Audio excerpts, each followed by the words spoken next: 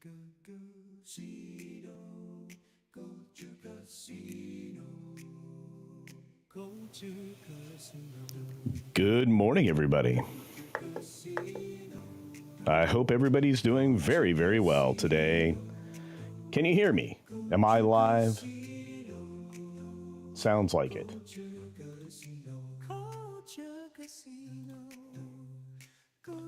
And it's an extraordinary day. I love Saturdays. Good to see everybody. We've got Jill Powers out there in the audience. Great to see you. We got CultureCast TV. Happy Saturday. Another power outage. That stinks. I wonder what's going on in New York City. Popsicle, what's going on? Good to see you. Culture Casino. Culture Casino. Davina, good morning. Tastier back in the 80s. Am I late or early? You're precisely on time. Keely Chow, roll tide, brother. Mephisto's movie reviews. Check him out right after. Salty Nerd podcast, which comes up immediately after this show. So don't go anywhere. Don't touch that dial. Cosmin Cristani. Walter Tomazinski. Good funny Saturday morning, indeed. My friend Bone is here. Look at the cute picture. Love it. Jay. Morning, Cece. Morning to you, Jay. Dustin. Hello, my friend. Good to see you. Brian Mack, how you doing? Good to see you. Well, it's early in the morning, Walter. And I didn't get a chance to, work on anything. But it's good to see you. We got a lot to talk about today. There's a ton of stuff. Stories everywhere, right, Butter Biscuit? Right? Of course. Let's see. Who else is out there? We've got Hollywood Will Burn. Good morning, Culture. Good morning. Actually, I already did, kind of. John Monkey's in the house. Hey, Culture. Hello, all. Good Saturday morning. Indeed. Janet Z's in the house. Great to see you. And, of course, War Monkey. War Monkey 2? Oh, because it's Green Machine. Good to see you, my friend. Monica's out there. Good afternoon. That's right. I forget you're well across the pond. I hope your day has been extraordinary so far. Glad for you joining us here. Siege Perilous. Good to see you. Hail. Bad Take Bojan. Good morning, friends. Good morning. Tina. Frank's here. Frank is here. Good morning, Frank. We are on a roll today, Jared Markham. It's your birthday? Well, happy birthday to you. Happy birthday to you. Happy birthday, Jared Markham. Happy birthday to you. And many more. There you go. Read by Nature's in the house. And on that note, let's get started. It is a Saturday. We got to jump right into some news items that I think are freaky deaky. For example, Florida decided, hey, CNN, you're liars. And they gave a verdict, guilty. So what did CNN do at that point, knowing full well that once their books were fully open and were, coursed through by a forensic financial expert, they were going to be paying out some punitive damages that would essentially have them losing many, many millions and millions of dollars more than they had, available. CNN is, of course, declining by 18%, all the way up through 2023 as far as their revenue or profitability. And now they're in even worse shape in 2024. So an 18% decline over 3 years, plus not including 2024, wasn't going to look very good to investors, or it wasn't going to make Warner Brothers look very good. So what did they do? They went to settlement. That's right. Not only were they found guilty by a jury of lying their faces off and defaming somebody with malice, which is why we get into punitive damages. Well, yeah. So I did a video about this yesterday. The settlement was something that happened after I'd released the video, which is crazy, right? They didn't want to be on the hook for all that money. And yeah, I mean, CBS is up next with Trump on a $10 billion defamation suit that he has all the grounds and proof in the world. And CBS, well, they don't want to be in trouble with the federal government, so they're probably going to settle as well. Lots of crazy stuff there. But as you can see, regardless, we know he got a minimum of $5 million because that was just the compensatory damages, not the punitive ones. And yeah, so here's the $5 million compensatory. A second phase of the trial to award punitive was underway before Circuit Court Judge William S. Henry interrupted proceedings to announce a settlement. The terms, of course, were not disclosed. They don't want to tell you how many millions of dollars they paid on top of this so that they wouldn't have to open up the books. But the ridiculous statement from CNN is disgusting. And the AP is kind of disgusting for helping to convey it, but I guess it's part of the news. So the CNN statement was, "We remain proud of our journalists and 100% committed to strong, fearless, fair-minded reporting at CNN." We all know that's a lie. It's a narrative company. It's a propaganda company now. Though we will, of course, take what useful lessons we can from this case. Yeah. The useful lesson is stop lying about people. At least I think that's the useful lesson. Maybe I'm wrong. But yeah, they really should have been, if I were this guy, unless it's like $100 million and unless I could publicly disclose how much they bought me off for, I wouldn't have taken this. I wouldn't have taken this deal. That, again, likely includes an NDA, which means you can't talk about the settlement, which I think is trash. But this would have been a great step forward for everybody who wants to file defamation cases. But instead, kind of a selfish option, probably pushed by his attorneys. But I guarantee you they wrote an enormous kidney loss check. It was probably pretty big. Regardless, this is now out of the way and dealt with, but it's something we can always point to, like the Nicholas Sandman and many of the other things there. All right. Or whatever that kid's name was. I always get his name wrong. But I am back with you, and let's take a look at what you have to say. We had Read by Nature up there the entire time. So that's a good hello to you. Istophobos is here. Someone's going to leak it. I hope they do, to be fair. Dustin Heaton says, CNN can't tell the truth. You are very correct, my friend. Yeah. Yeah, you know, journalists, right? The people that try to pretend they're journalists, but have no journalistic ethics and are only out there to be useful tools. They're most likely activists to begin with, and have no problem with misleading the audience with the first paragraph and the headline. So, yeah, they call people that do what I do grifters. No. We get to the meat of the matter, and we look past the headlines. Goodness gracious. Anyway, got lovely words out there from everybody. Good to see you all. Thanks for being here on a Saturday. Siege Perilous is 7 figures likely. I think that is very likely. We've got our friend Liberty Hall's cat in the house for a Culture Casino membership. Thank you for the gifty. Oh, we almost have my voice back. Fantastic. It's a great precedent for getting back to civil media. I agree. Maybe they will at least slow down on the smear campaigns. Unhinged leftists. Well, I can't say I disagree with you. Of course I agree.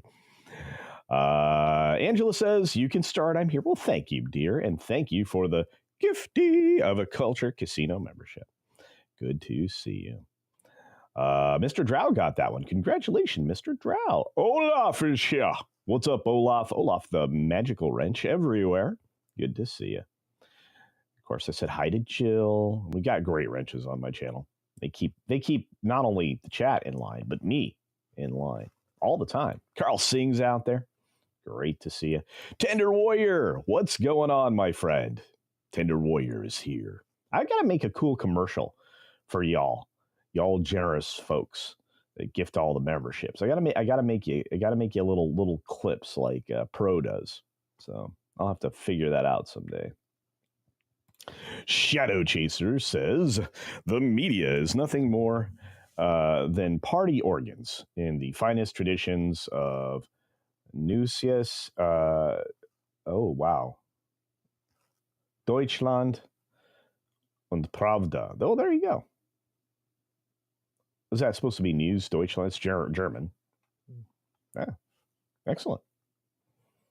Theliato. Good morning, Theliato, and Gifty. Many of them from Tender Warrior 68 with 5 Culture Casino memberships. Thank you, my friend. Super much appreciated. My goodness, the generosity today. Red Booster, Massive Jack, D Blaze, Dylan Soup, and Clancy. All got memberships courtesy of Tender Warrior 68. You know what? Let's see. Can I sling cheddar over here? I think I can. Let's do it.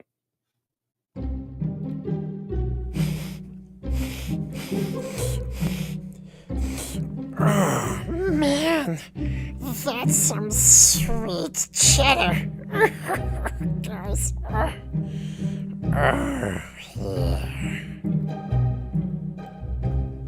And thank you. Well, thank you very much. 5 Culture Casino memberships from Tinder Warrior 68. That was fun. I love it. We're doing wonderful today. Angela loves green. I love green. I love green names. I love green names, and I cannot lie. Okay, it doesn't quite sound the same, but it is what it is. Elizabeth, good to see you, dear. Been a minute. Scott Westbrook, I hope you're feeling all right, my friend. And thank you for the 5 Culture Casino memberships. My goodness, it's raining green. 5 gifties, gifties, gifties. Look at all those names. I love it, love it, love it. Neues Deutschland was the East German SED party newspaper. Literally means New Germany. Yeah, well, that didn't last very long. I remember when the wall came down, but it lasted long enough. Like 50 years, 50 some years, right? If I'm not mistaken. Our good friend, holy cow, the generosity right up front, Cyrano, for 5 Culture Casino memberships. Amazing. Gollum is over on the green machine. Good to see you, Gollum. I want to say thank you for all the gifties. Do we have another clippy I could play? Let's see. Maybe we do. Your kindness knows no bounds. Except for whatever $sign you chose to stop at. I forgot about that one. That one's funny. Funny, funny, funny, funny. All right, what else we got? I want to say thank you again. Generosity is amazing on my channel. You're phenomenal people. Admiral Teague's in the house. I see you. I see you, Admiral. Hail. Dustin Heaton is correct. CNN is done, and they know it. They absolutely know it. Warner Brothers knows it. They're trying to get rid of them. They're trying to say bye, bye, bye. William King is in the house. What's up, William? Good to see you, my friend. Good to see you. All right. We got to get to Massive Jack. You just turned green. You were there when the wall came down? Amazing, Dustin. That's amazing. I was watching it on television in the Western United States. Elizabeth Young celebrates 24 months. Well, thank you, dear. Saying, want to wish everyone and culture good morning, happy morning to you, Elizabeth Young. Yeah. Istophobos. Remember when CNN was the big part of the company? Yeah, I do. And then Time Warner got a hold of them. Well, I guess technically, yeah, I think that's exactly what happened, right? Or AOL, Time Warner, and then all of the other things that happened, and eventually AT&T. And they've just been through so much ownership. Their cultures are screwed up. Shadow Chaser says, yeah, I take a dim view of East Germany. 5 years before the fall of the wall, I saw the wall. from both sides. Yeah, I can't imagine the travel issues you had getting across it or through. RC, I was watching it on TV in the IS2. Oh, there you go. Sergeant Giratina, happy Saturday. Happy Saturday to you.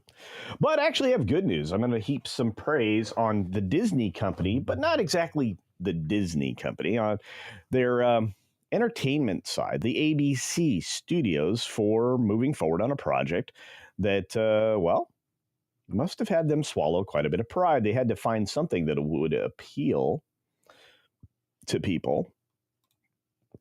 They had to find something. So they did. They went out and got a show that is basically set a streaming record for ABC.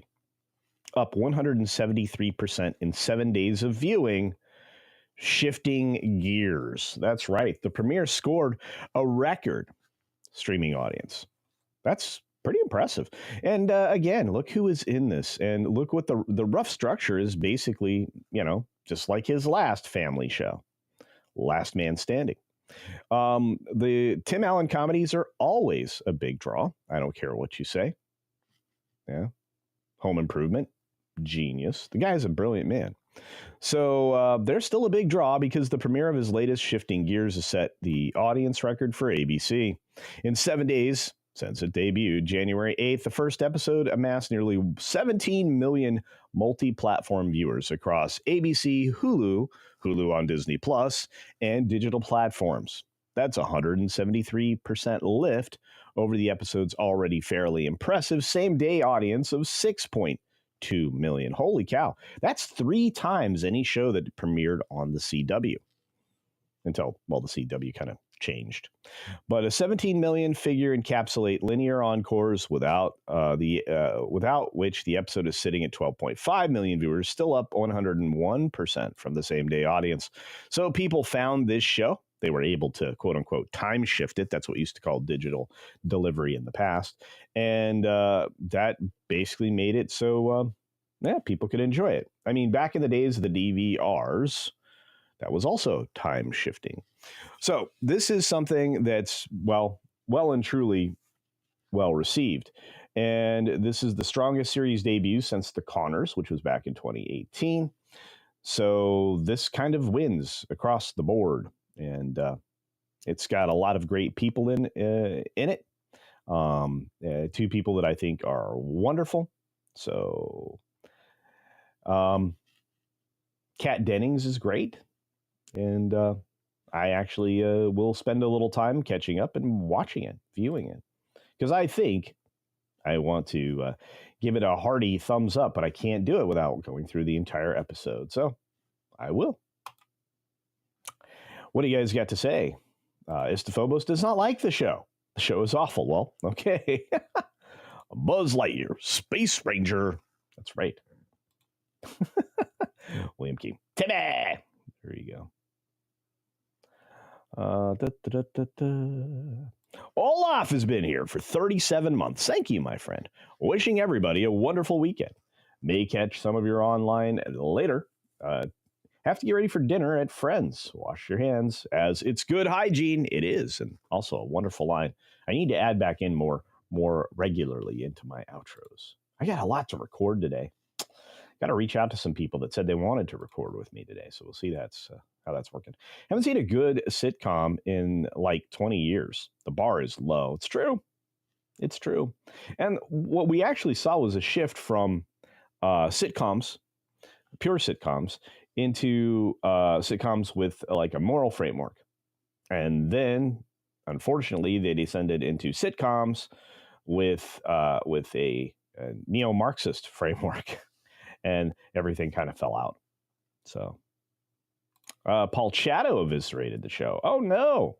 I haven't seen that video. I'll have to get there. But I love Tim Allen. And I think Kat Dennings is brilliant. She's very funny. What a dry comedian. But I will watch it, and I'll give you my thoughts. That's for sure. Jared Markin remembers leaving a TiVo.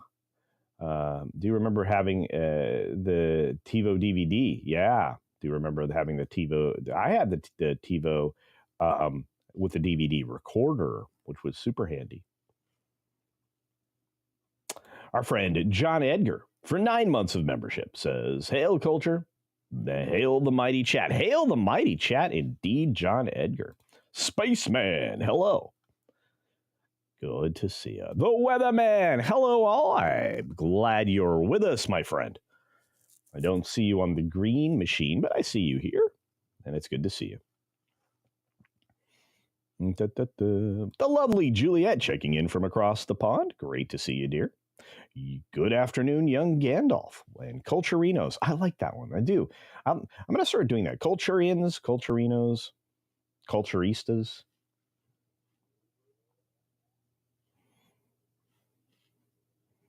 The cult of culture. Culturites. I see Adam Price in the chat. I see Tom F. And of course, WG, who gifts 5 Culture Casino memberships. WG, am I going to see you in Florida, buddy? I hope so. It's good to see you here, and thank you for being so generous. I'm going to have to upload more clips over here because I've only got those 2. But we've had plenty of gifties, so let's just throw some more cheddar at it. And thank you again, WG. Here we go.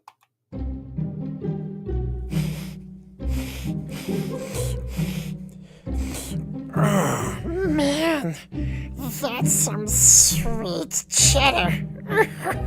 Guys, yeah.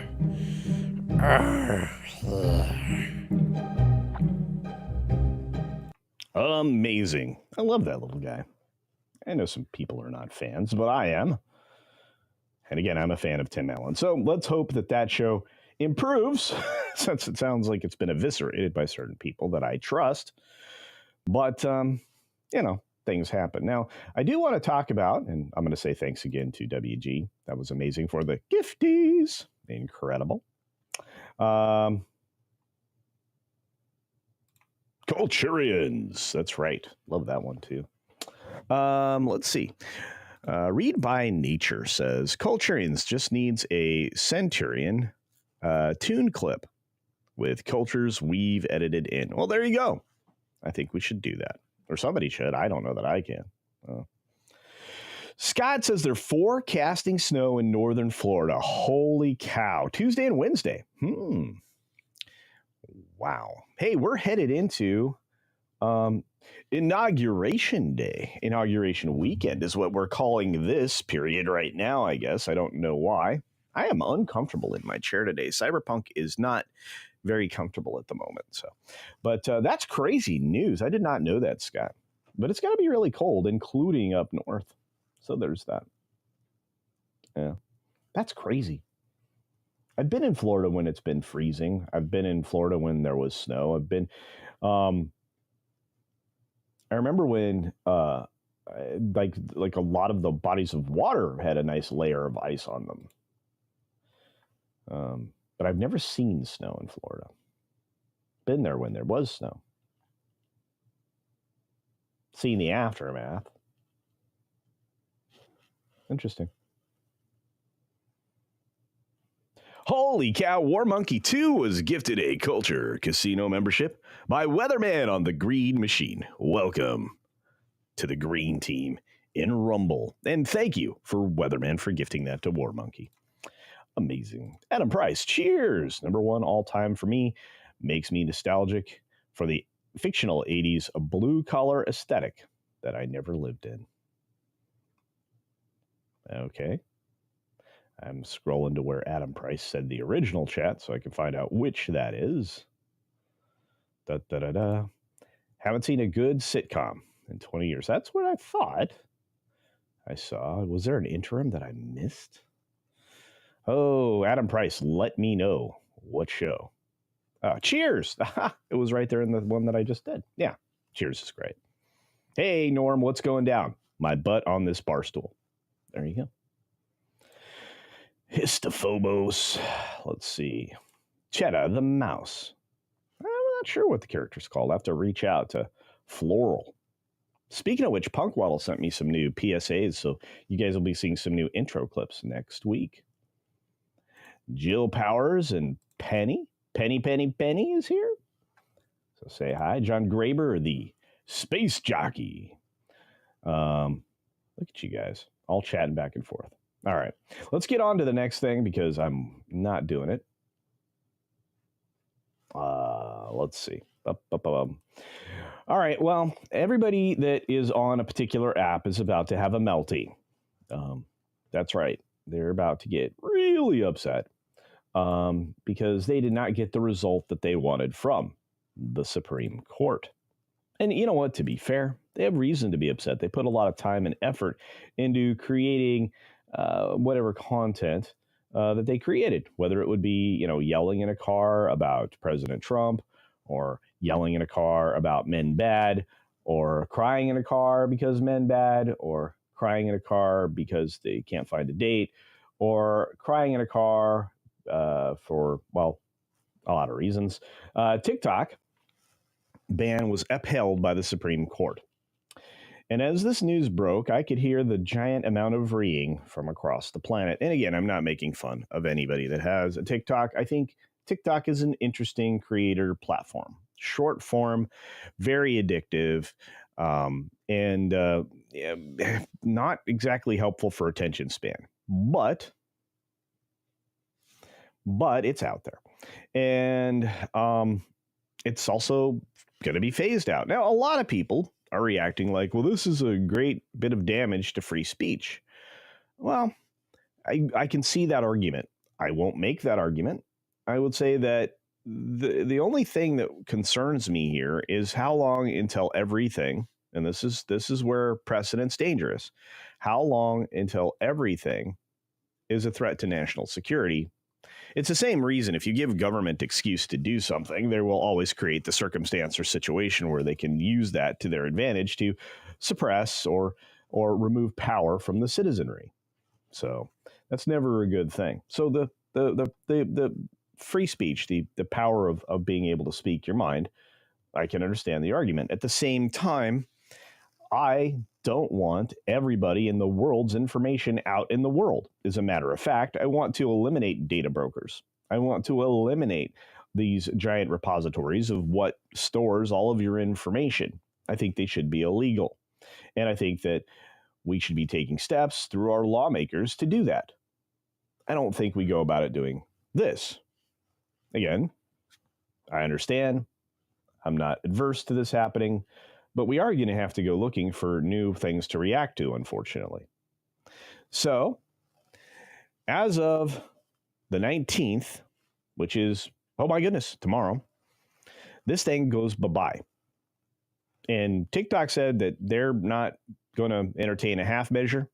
And unless they get some reassurance that it really isn't going to be enforced, which the president doesn't really have discretion over. He signed the bill into law. That was the end of his discretion.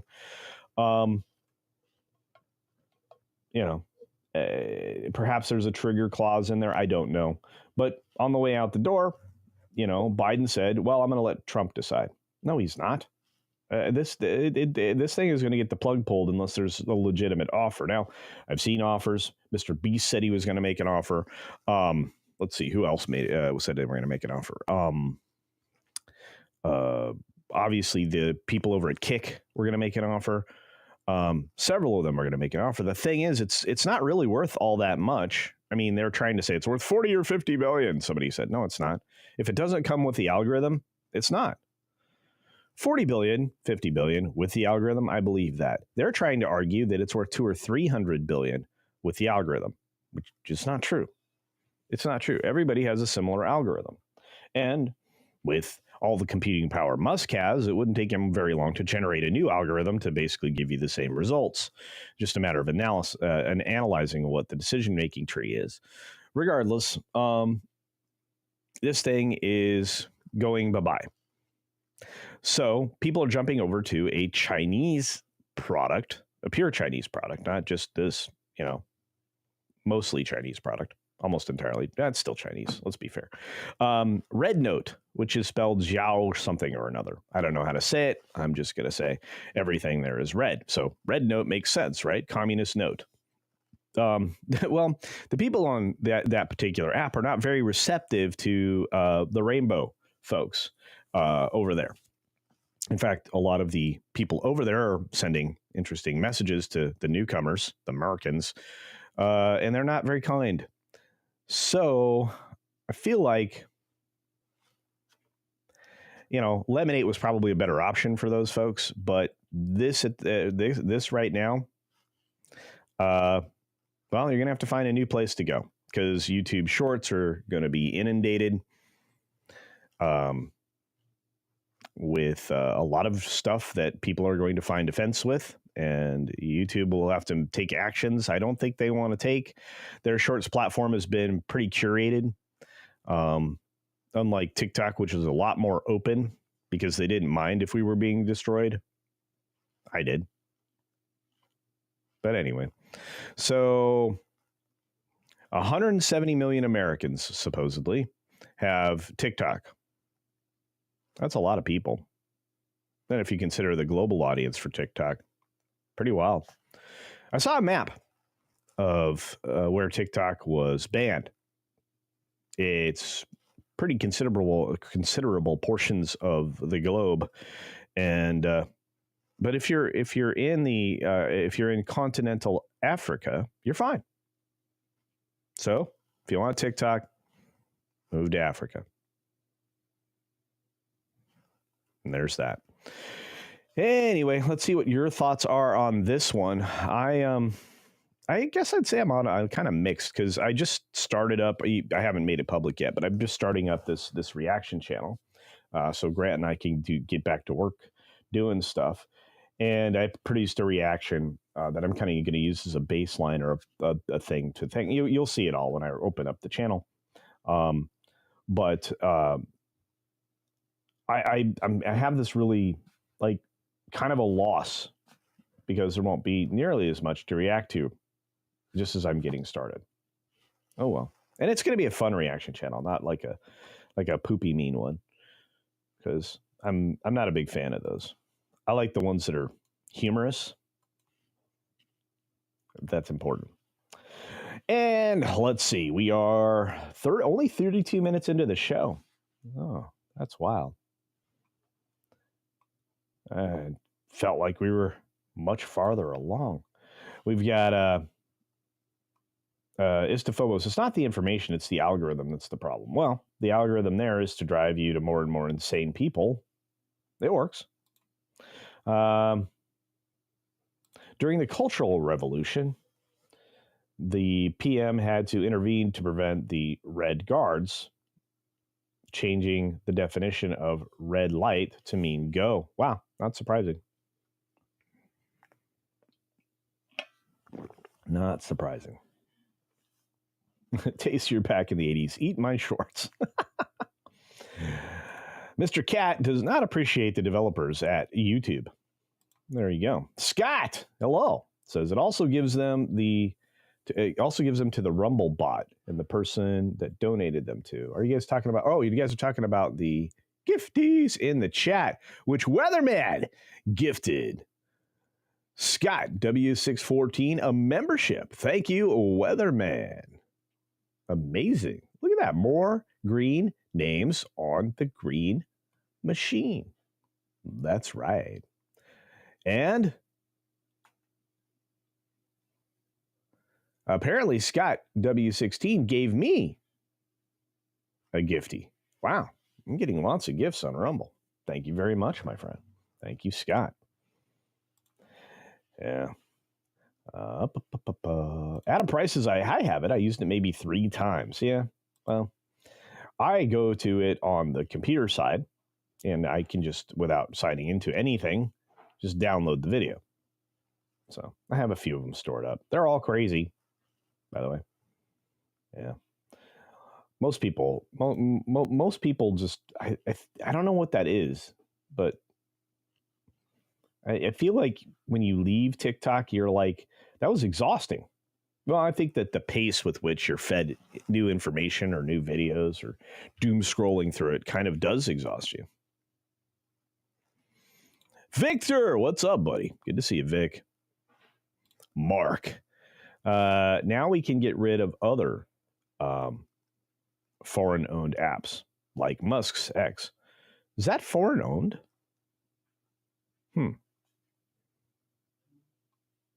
I think he's actually African American. Hard to say. Boots Cat. Maybe all those people will leave the U.S. The 170 million? I don't know about that.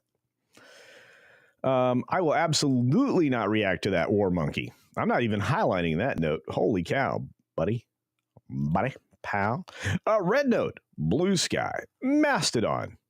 Next one will be click here, data stolen. That's true. Man, you know, I often was mocking the people that went to Threads. And Threads isn't bad, to be fair. But blue sky is downright, disgusting, I'll just say. So there's that. Google generates 1 million pages of data on you every year. Yeah, and at the end of January, it'll be even more. They're going to track everything.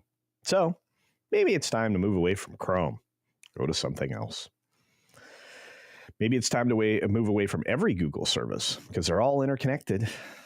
That's a shame. I like them, especially YouTube. So it is what it is. Pilgrim Media for 2 Culture Casino clams. Shut down TikTok. Get back under your rock, folks. That's right. For $2. There you go. Admiral Teague. In my experience, when YouTube makes a mistake, the solution they like the most is this objectionable content can only be left up if we keep all the money it generates. This is not a strike. Thanks. Insane. Put on Google. Hello, buddy. Someone filmed and... Oh, I do not want to know that. Oh, wow. I wish I'd read that before I posted it. That's nuts, Elizabeth. That's gross.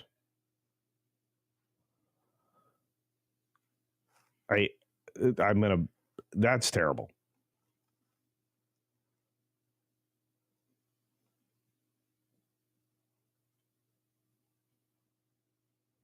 Yeah, Dustin Heaton, and that's the problem, right? And that's my fear is, well, we're going to ban X. No, I think that would have gotten a lot more uproar, to be fair.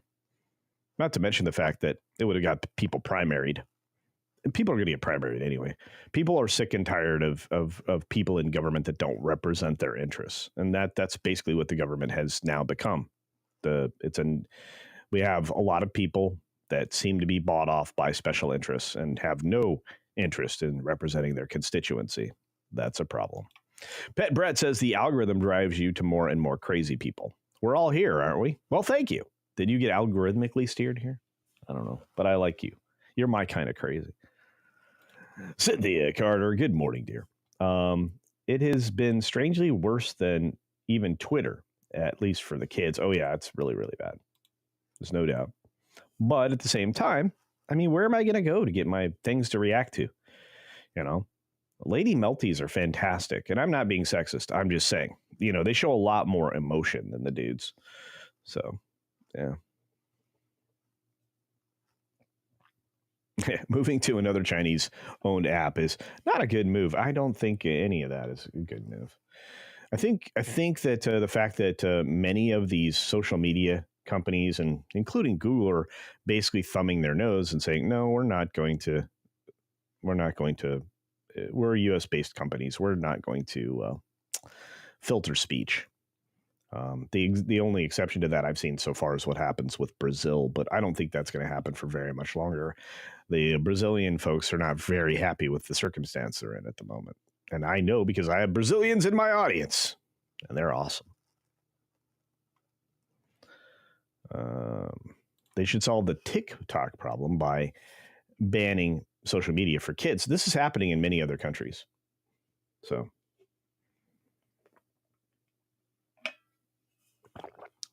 Weatherman doesn't TikTok. Andy Masterson says young people are thinking this is the end of the world. They are. 170 million people in the U.S. Crazy. I'm crazy.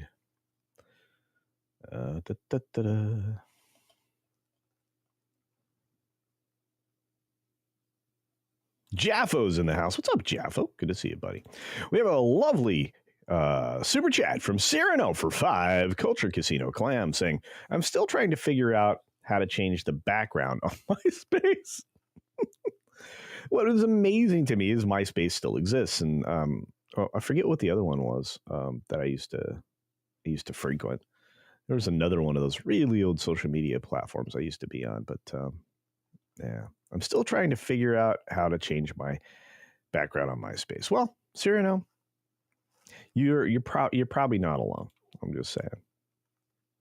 Facebook, arguably foreign owned via dual citizenship.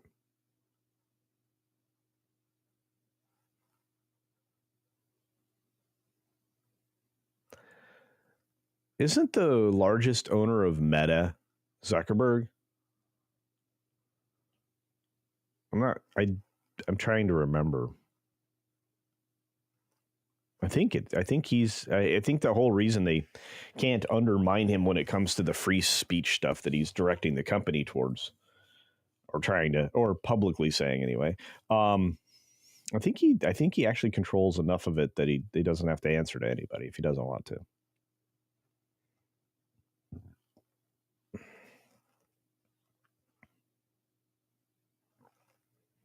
I could be wrong. DuckDuckGo is an interesting beast. Brave is probably a good choice. Opera. There's a few others, and I believe you can actually use Grok if you have access to Grok through X as a search engine now. In fact, I think you can ask it to look up anything for you. It will find it and spit it out to you. I think I'm going to be using a lot more X in the future.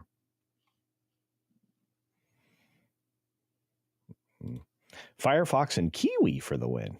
Well, I used to enjoy Firefox. For a while, they had some issues with scripting for web pages. Oh, yeah, Mark Daly's, you're correct. I guarantee you there's lots of bots accounts there. Yeah. By the way, we are having the Sunday show tomorrow night. We will be talking about some kooky Madookie stuff with certain personalities of the internet. The show will be tightened down to a firm 90 minutes. It'll also start a little bit later. So the Sunday night culture or late night culture, whichever you prefer, will get closer to the variety show that I imagined. We will have a musical guest. And I'm very much looking forward to it. Should be a good time. I want to post this so badly, Putin Scat, but I can't. I want to put it on the screen.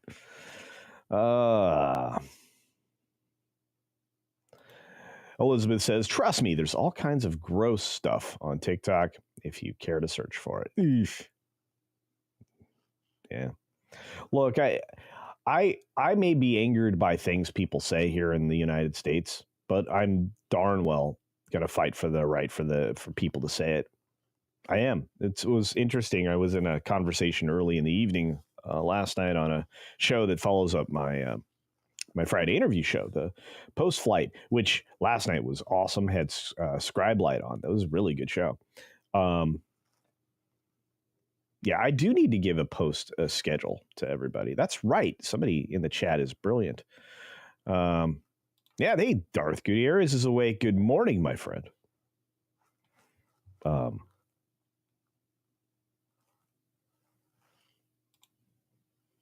Get your snow tires ready for Tuesday, Wednesday. You guys from Florida, I love it. I love all my Florida people. I'll be in Florida right before the Super Bowl. I think I arrive.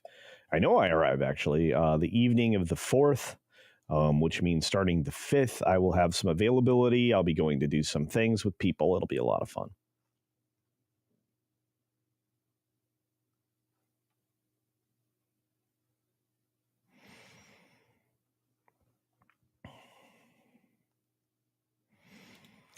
John Monkey says we should ban any and all Dan Vask man buns. Thank goodness Dan saw the light. I'm telling you right now, men only put their hair up for two social reasons. One is when riding a horse, and two, which is riding a motorcycle. That's when it's appropriate to put your hair up. Usually in braids or braided ponytail or something like that, especially for motorcycle riding. But that's about it. And you don't even have to do it for riding a horse unless your hair's about my length or longer. But it's a good idea.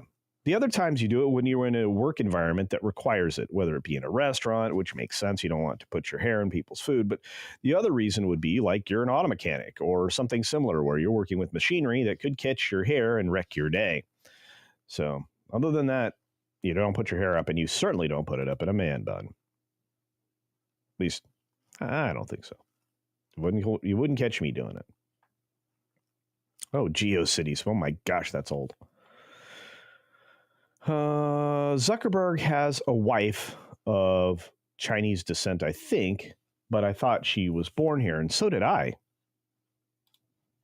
I mean, everybody's from somewhere. I mean, I look like a Heinz 57 ketchup bottle if you look at my lineage. Made up of everybody. If somebody calls me racist, I'm like against myself. Are you kidding me? I look like an eye chart of ethnicity. Don't try that with me.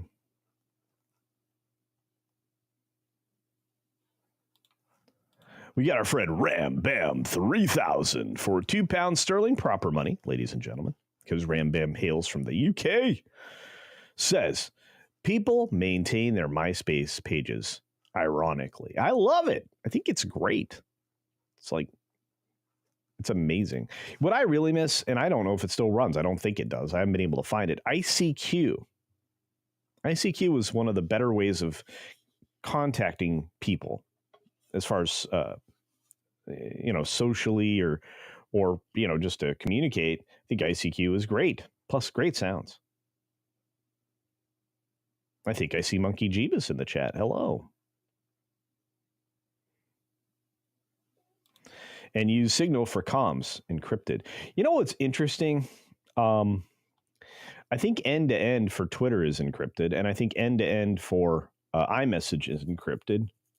So there's that. Opera browser is owned by the Chinese. I did not know that until right now. I was this many years old when I found this out, Davina. Kind of like Opera, but that's fair. Didn't know that.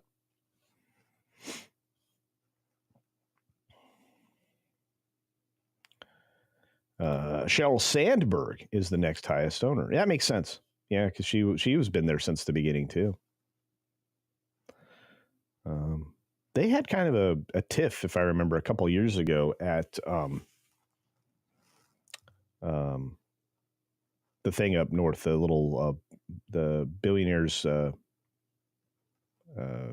day camp thing up in Idaho, Sun Valley.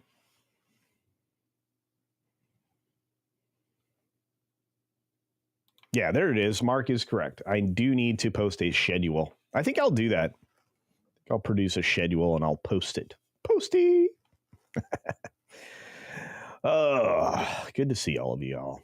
It's amazing. We got, my buddy Radial Drago in the house for £5 sterling saying, hi, Culture Casino. What I don't understand is, doesn't Elon own Vines? He does, because he owns Twitter. When you own Twitter, you own Vine. And I think there's no reason he should bring it back. I think Vine was great. I liked that. And it would certainly fill exactly the void that's going to be created. Not to mention the fact it's also got an algorithm that seems to work. But yeah, it makes perfect sense. Look, Musk wants to make X the everything platform. So I can't wait to do banking with X, to be fair. It'll make everything easier. And I've already been verified. I am a verified people on X. It's me.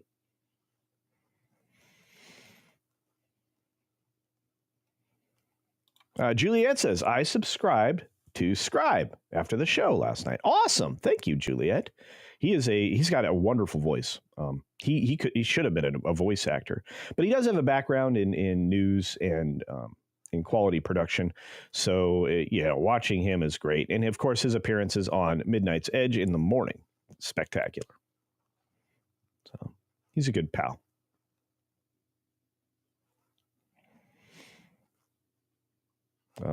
Thank you, War Monkey. I appreciate that.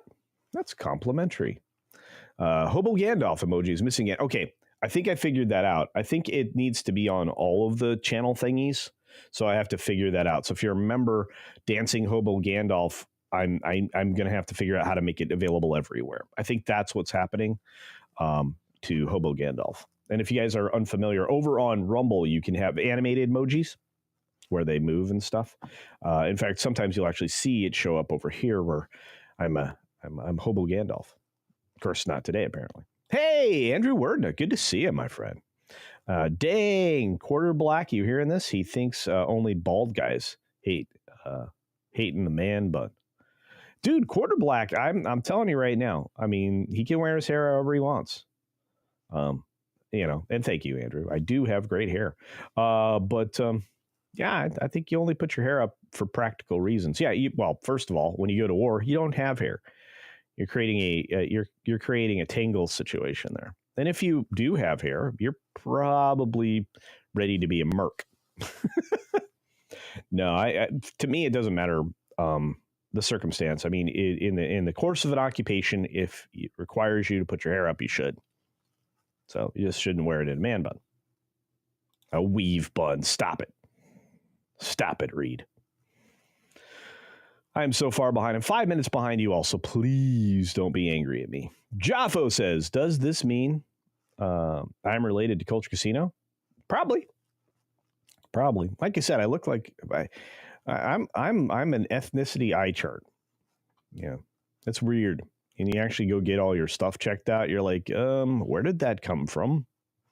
Yeah. Hey, Brian Max says, loved ICQ. Me too. I love it. I think it's great. I want it back. IRC, yes, Internet Relay Chat is what IRC stands for. And I love that too. Wait, they were bought out by Microsoft. Ugh, Tom F., that's terrible news. Because I really like the alert sound. Uh-oh. I got to get those sounds. I got to get my soundboard working again, which means I have to figure out what IRQ, that's funny, it's very close, is messing up the connectivity. I think it's probably the additional, I have an extra camera that I'm not really using directly that's from Logitech. I think that's probably the thing that's messing it all up. But it's funny, it only happened after I added the Wave XLR that my Steam Deck doesn't work, and they're both Elgato. So we'll figure that out. Let's see. Oh, you know what? We have more stuff to talk about. I need to get to some of these stories. We've now gone an hour, and for the last 20 minutes, just been talking to y'all, which I love to do. Oh, I love it. Yeah, War Monkey's showing off an animated GIF or emoji here. It's really cool.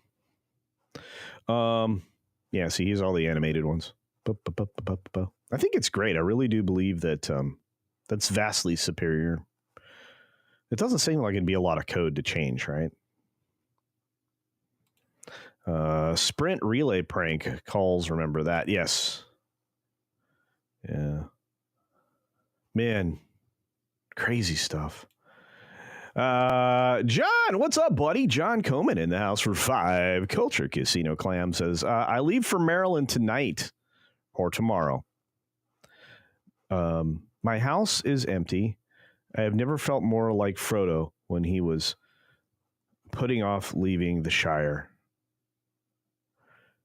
John, you're going to make me tear up because I know that feeling. Just be safe. Take very good care of yourself. And I hope to see you as frequently as you're available to hang out anywhere on any of our streams or whatever. Like you said, I will be in Florida. It's not a terrible drive, but I will be in the Orlando, Florida area on the evening of the 4th, which means I will be available on the 5th. I will be in a very bad mood on the 4th. Oh, which also means this is bumming me out. I'm going to miss that Game Place Live on the 4th. It'll be just Jonas J. Campbell. Is that right? Is that the way the calendar worked out? I think so. Let me double check. Yep. The 4th is Tuesday. I was correct. So there's that. Oh, well. Da-da-da-da. El gato, el suckle, says Horse. Horse one.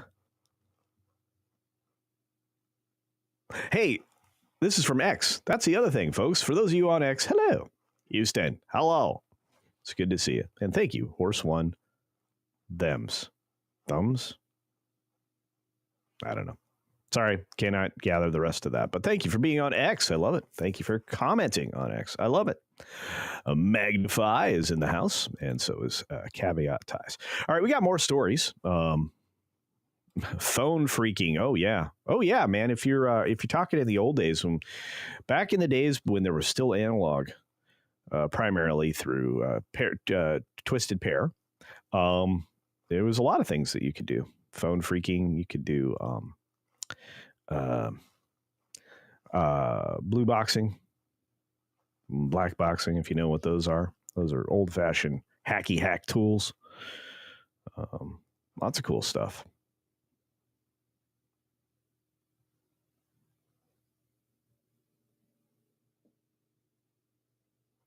Yeah, China is inside the big 8 telecoms. Yep, they hacked right in. That's why the DoD banned the SMS for second layer authentication, which makes sense. 100%.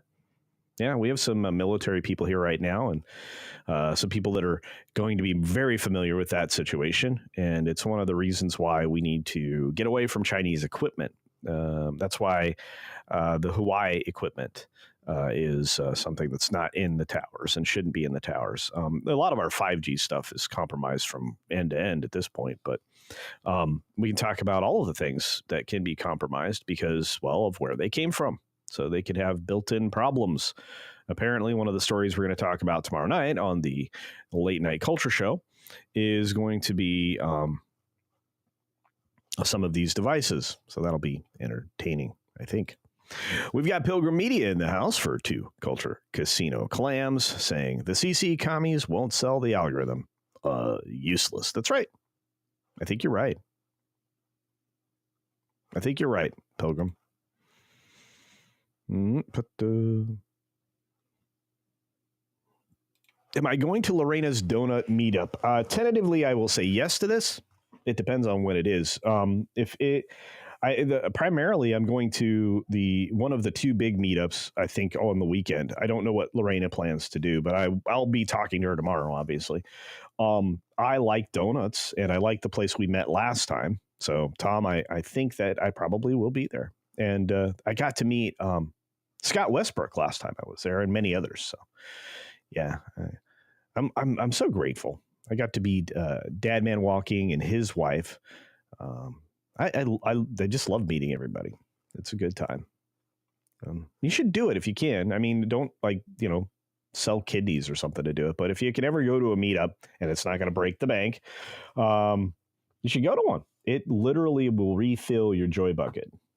There's not a lot of things like family can refill your joy bucket sometimes. Good family endeavors and adventures, experiences.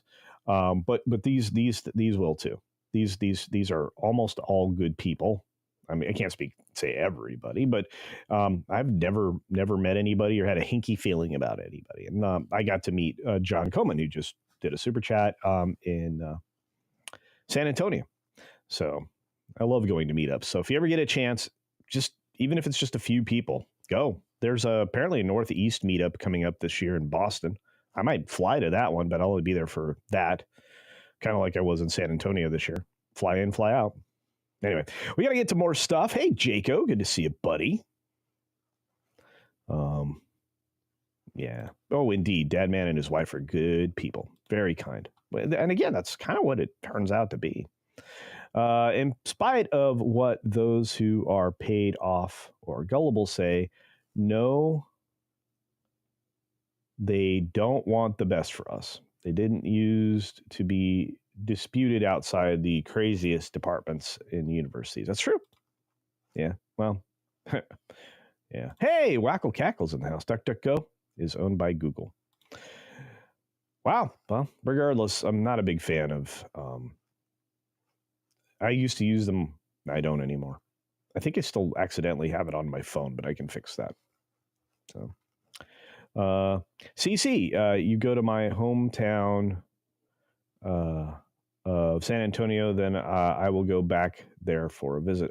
Yeah, absolutely.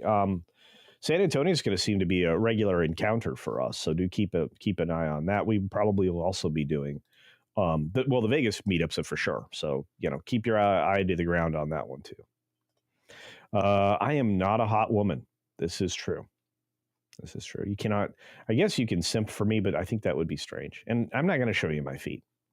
So there's that.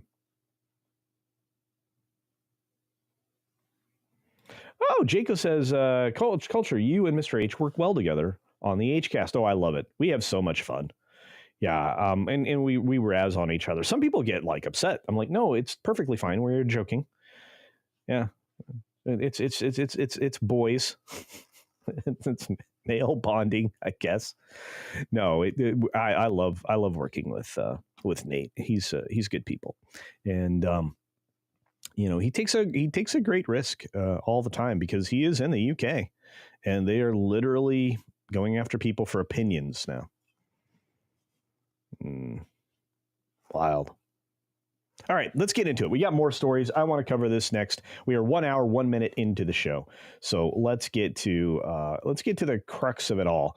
California is a disaster. It is the ultimate result of letting one political party carry the entire state, the seventh largest economy in the world,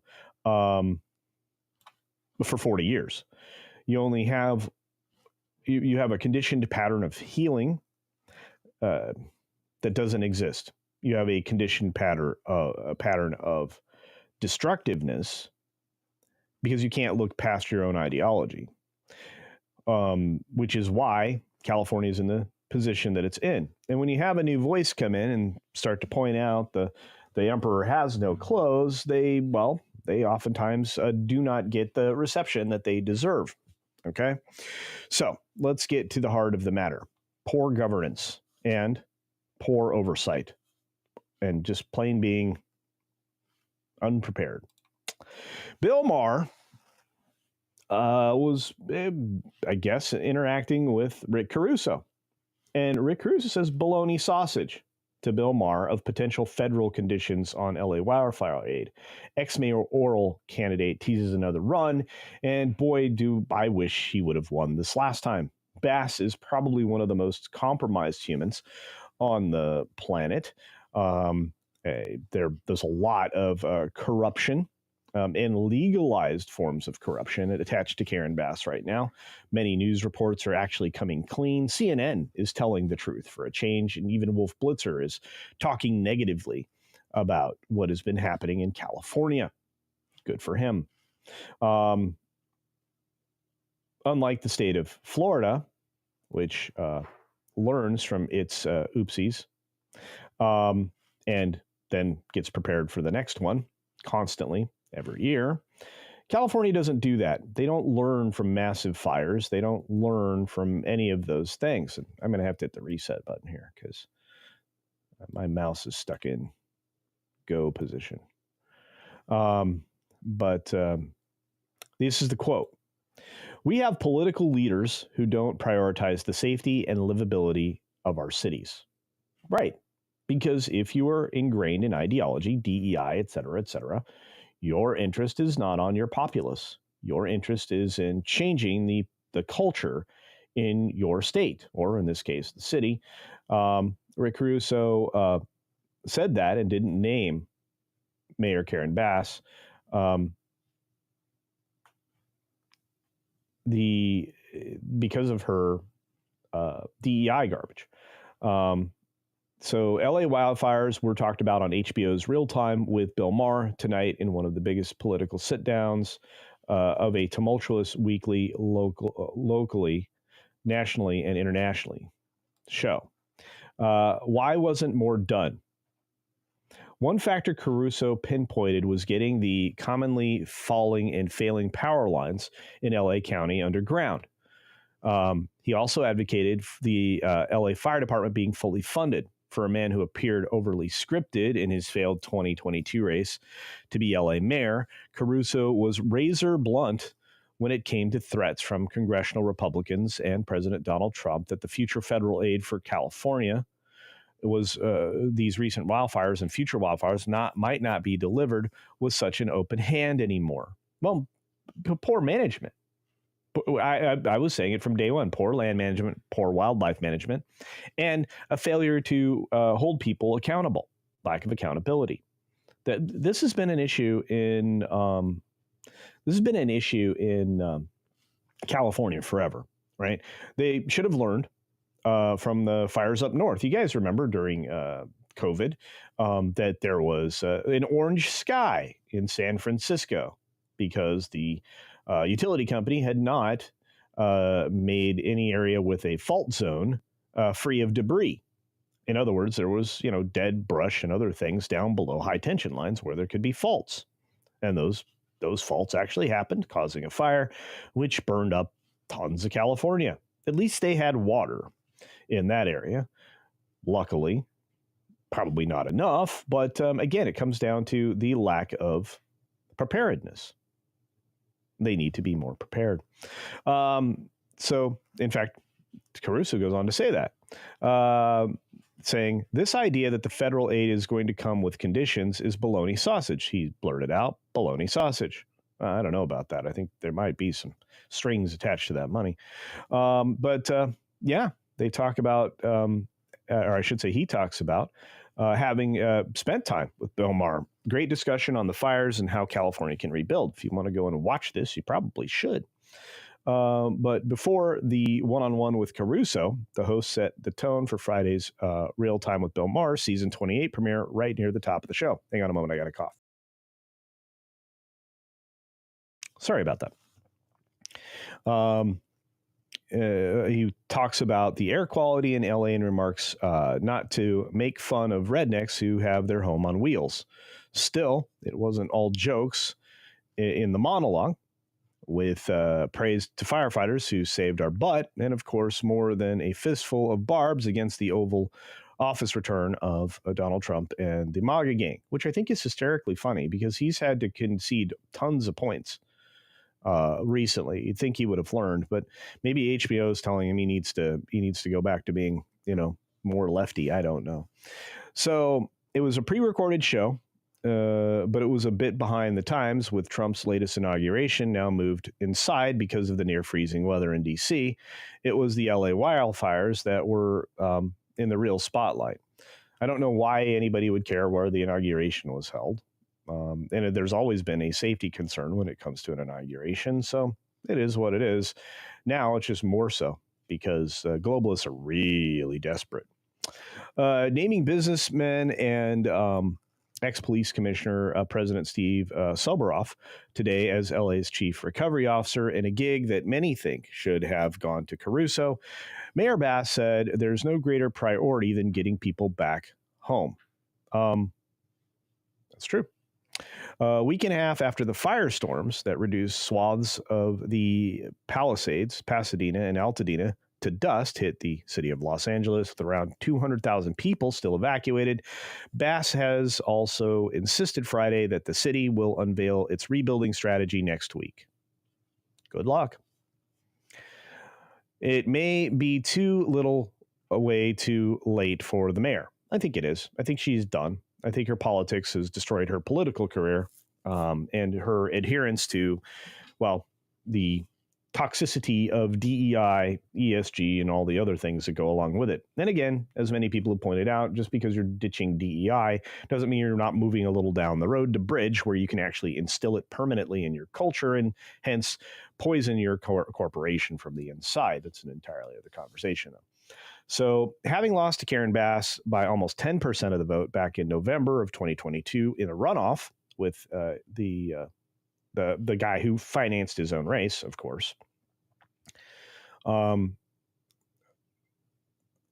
the former police commission president Caruso was all over television, the internet, and social media in the early hours of the Santa Ana winds pummeling LA, and fast-moving fires broke out all of the vast and very dry county. with Bass having left town on January 4th for a official visit to Ghana. Why is a Los Angeles mayor going to Ghana? Answer me that question. There's no international need there, regardless.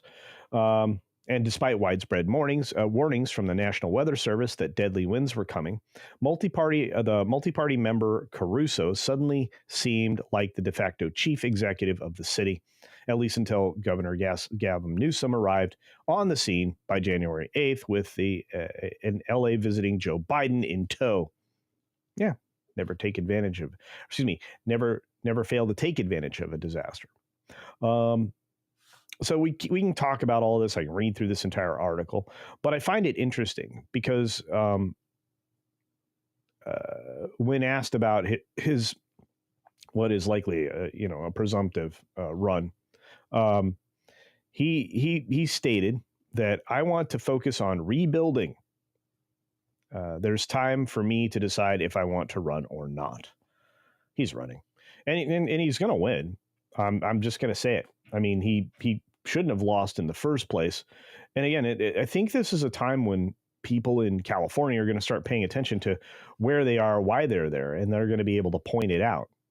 And they need to. They need to point it out to themselves. On that note, let's get to the conversation with you, because there's plenty of it to be had.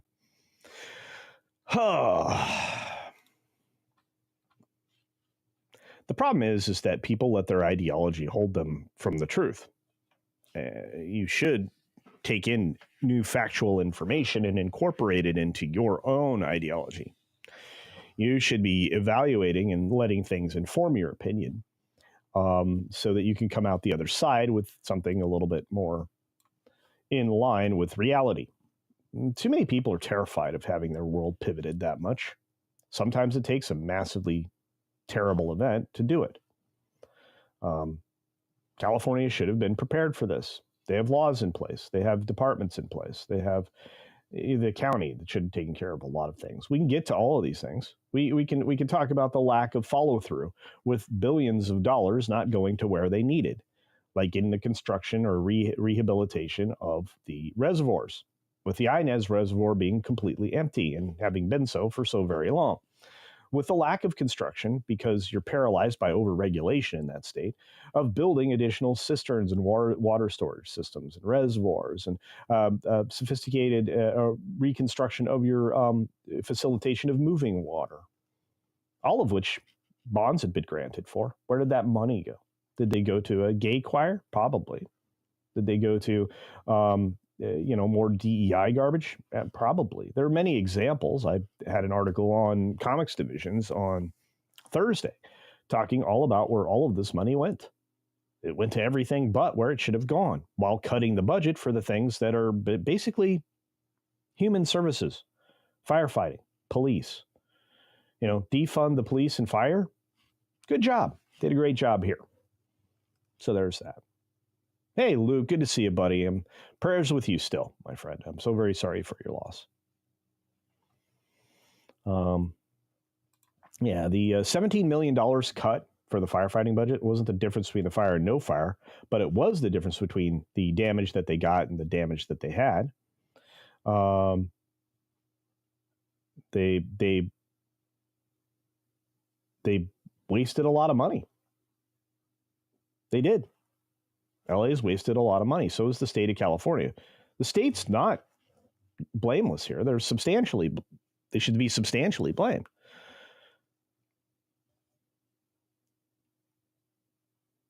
Yeah, I don't know if they willfully hate the populace that they govern, but it looks like it.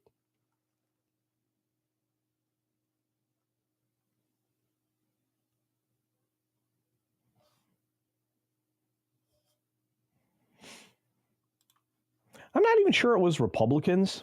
And if this is all you have to hang on the current occupant, I'm going to tell you, if Biden doesn't end up, pardoning himself and everybody he's known and everybody who put the lawfare in place, I have a feeling, that that when their stuff comes to light, it's not going to go easy. Saying things, or just finding a friendly jury to get things done through lawfare. This is not the best argument against Trump. There are other better arguments if you wanted to bring them. But these, and with the trumped up things that were done and things, it's kind of funny, it's tied to that. With many things that are have been done throughout, normally I wouldn't even highlight this, but I think there's better arguments to be made if you're actually looking for something. The crazy lady that made the accusation and her, supposed recollection of events that didn't happen, she's been discredited several times, several ways over, and upon appeal, I think this will move forward. And if it doesn't, it'll go to the Supreme Court. I think the idea to go after your political enemies, the idea of reopening the door for these kinds of accusations well beyond the permissible period, I think that's. I think that needs to be. You probably want to think about things about whether or not it's a good idea to change the law and the statute of limitations on things because you want to open the door to go after your political enemies. Well, that was done in a lot of different ways. It was done for a lot of different reasons. And the ultimate results of these types of campaigns, Me Too, Time's Up, all of that, has been a net negative for any work environment and has probably led to less women being hired into jobs, especially like high-level responsibility jobs that they certainly could have been working within. It was a giant setback. So whether or not somebody has a bias against hiring women, it may have helped to develop one that didn't exist in the first place. There's a lot of problems with the things that you're saying here. Being convicted of felonies is a joke. Everybody knows that. There was no underlying cause. No one had ever been prosecuted of this. The bank was perfectly happy. There was no victim. How can there be a crime if there's no victim? Reanalyze this thought process and get back to me with something that's legitimate, because none of this is. All right, moving on. The fire dropped rental prices. Nobody wants to be seen as a gouger. That's good to hear, because I had been hearing the opposite. So good for them. I think the thing that I thought was amusing, and I think I called it out when I was over on WDW Pro's show, was that the government's trying to protect the tax base. That's Pacific Palisades, and the fact that the governor says you can't bring an offer less than fair market value before the fire. Of course you can. If people want to sell their property for less money, they can. The problem is if the property values fall, so does the tax base. You won't be able to charge for these services that you certainly weren't maintaining at all. Right? That's the worry there, is that, you don't get to, believe it or not, fixing prices is never good. And Newsom doesn't want to suffer the enormous loss of that tax base, with an average home costing in Pacific Palisades at $4.3 million. Think about how many structures burned. Well, if all of those houses now drop to, well, I should say with all of that land, because there's no more houses, but if all of that land falls down to under $1 million for those lots each, what does that do to the tax base? And what other, are they going to be willing to lift restrictions on structures being rebuilt? Because they've got a ton of them. A lot there probably were things in those homes that were not compliant with modern building codes, et cetera, et cetera. See, you have a real big problem here with rebuilding, considering that State Farm dropped a ridiculous, I think, 70,000 policies over since April of last year, 2024. I think it was 77,000 policies. That's a lot. The insurance companies were running away from a definite problem. Can you hold them accountable? Well, I tell you what, State Farm are running away from any recognition right now. They dropped their Super Bowl ad and everything else. Very easy to point out who's at fault for these things. Very poor management. People in jobs they didn't deserve to be in because of well, illegal hiring practices. Because believe it or not, DEI is illegal. Discrimination based on gender, race, etc. Clearly covered. So, got to think about that. But it's good news, Monkey Jeebus. Thank you for that. We got Ron is right in the house. Good to see you, buddy. Yeah. Crazy stuff. La Bonita Graphics. Good to see you, my friend. She went to Guyana to get money and sell influence to the American government. Oh, well, I don't know. There really isn't any reason for a mayor to take an international trip. Sorry. That's a junket, and they shouldn't be allowed to do it. There should not be impermissible, my words, come on. Impermissible benefits like that. That should be impermissible.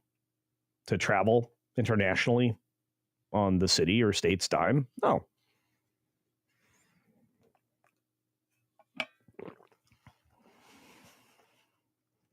I've yet to see something like that yield anything different than if you just talked on the phone.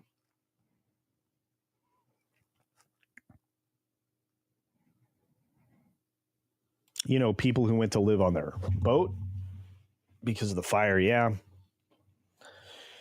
I can imagine if you have something decent, with some decent housing, in a slip somewhere, I can see that. I think the fuel costs are going to be a little bit higher. I think, well, the fact that you guys are getting rid of oil companies right now in the state isn't going to help either. You certainly don't have the skilled, I'm using that word, skilled workforce that you're going to need to get this thing done in 2 years. Not to mention the fact that you're supposed to host an Olympics, which I think is a pipe dream now. It will be fiscally irresponsible. Sorry, guys, this chair is not comfy today. It'll be fiscally irresponsible to try to do both. And and the question is to the American taxpayer: is it in your best interest? Is it in your best interest to fund an irresponsible government in California to rebuild? I mean, it's very good to take care of the people who were damaged by this fire. But the conversation around whether or not the federal dollar should come with strings attached. Well, we've seen where they've diverted money very irresponsibly till things that again should be illegal, and actually some that are. So, is that kind of misappropriation of funds to be rewarded with unlimited federal dollars? I don't know. It's a lot of tax money. Did you see the similar thing done in Florida, North Carolina, places like that? Shouldn't they get first dibs on federal money? Actually, that was a natural disaster. And as we're finding out more with the California wildfires, many of them are being lighted. Started. Arson. There you go. Simpler. They're arresting arsonists. I think I said erasing. They're not erasing them. Although,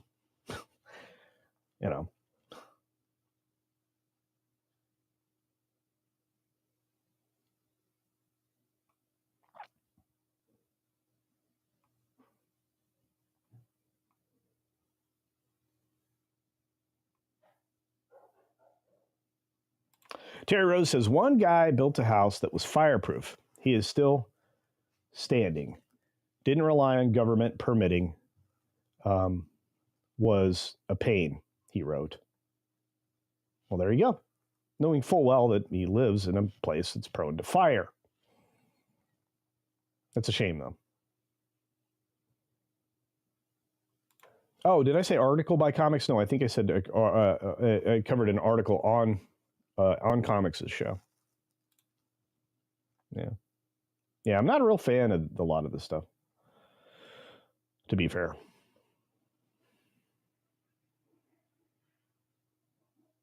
Yeah, I'm sorry, Rob Altus. I still have family and friends in California. So, and I consider many of you my friends that are in California. So I'm sad. I'm sad for 100 reasons. I mean, I lost a lot of things from everywhere but my memory now, in places of adventure, so on and so forth.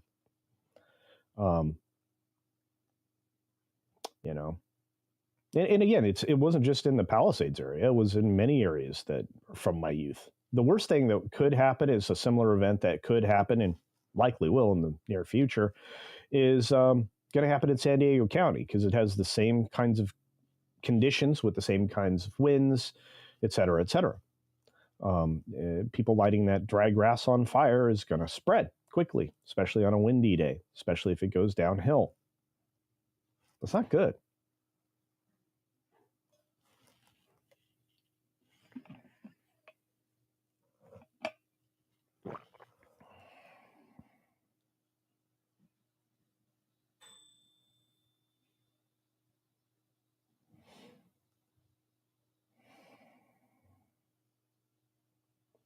Kronos says the right thing. Spend money on the fire department and waste management. You end up with less fire. Spend money on the homeless. You end up with more homeless. Well, that's also insane because that is actually something that did happen. The homeless crisis underneath all of this new money and every effort that Gavin has made has only grown.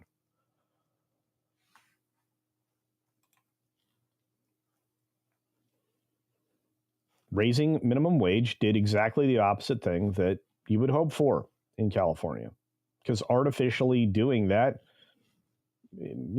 doesn't help. It creates more inflation and other things. Don't do that.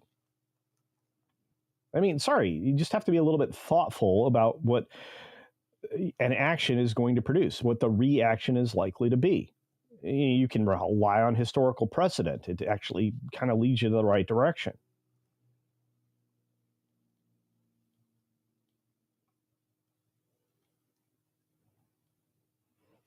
And again, I mean, I feel like California, much like Hollywood, is like, we'll fix it in post. No, you won't. This isn't a fixable problem in post. You should have fixed it before you had the problem. Anyway, wow, I'm a little ranty, soapboxy. It's crazy stuff.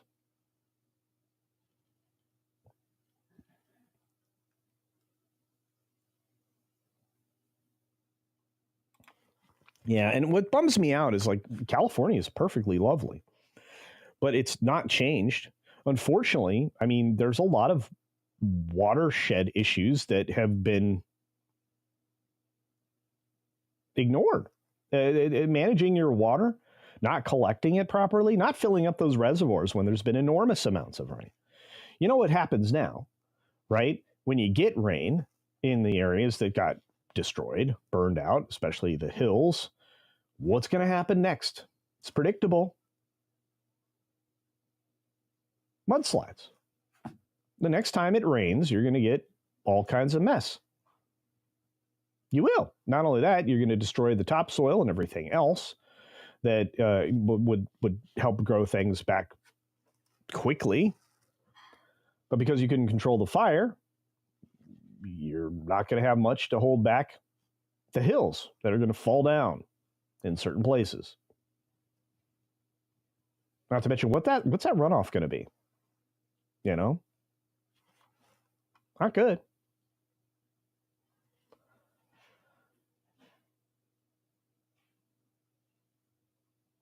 Sorry, I'm trying to play catch up now. I'm way behind. My mistake for answering an off-topic thing. But Lucius Nature Triste says, Mayor Bass just wanted a trip to Africa. It probably had nothing to do with the state or business, of course. Everything like that now, because of technology, could be handled on a Zoom call. There was no reason to go. It's probably safer to stay. Now you compromised your own safety and the safety of California, and you looked bad doing it. It's all about the optics. You guys are correcting me with lit. Yeah, I know. Lighted. Lidded. Yeah. Oh, you declared California part of Ukraine. That's right. That solves the problem right there. Sick and tired of that garbage. That has to stop. Stop laundering money to the politicians through another country. That's freaking insane. And by the way, that's when that gets proven, whew, gonna look very bad. And when I say proven, I mean by investigation. And then there's going to be ridiculous amounts of legal action. All of this has to get exposed. All this corruption.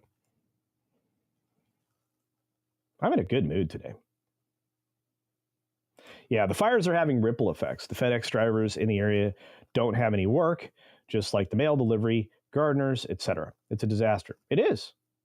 It is, Tina. I'm so very sorry. You have no idea. I don't wish any of my friends in California any of this. You never should have had to contend with this. But this is a result. Elections have consequences. We just had 4 disastrous years, and now we have to recover from them. We had tons and tons of lies thrown at us, lots of deflection and excuses from the media covering up the terrible federal mismanagement we have. And we got to primary the politicians who just don't represent our interests. We got to get rid of them. Lobbyists should not rule the day. You know, we shouldn't have had shouldn't have drug commercials soliciting for you to go talk to your doctor about, XYZ garbage. You can't have newscasts sponsored by Pfizer. We recognize that was a problem back in the 50s. And outside of over-the-counter things, we stopped doing that.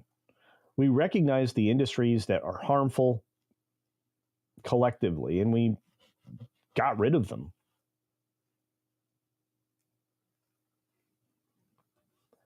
They aren't allowed to advertise. They aren't allowed to push things.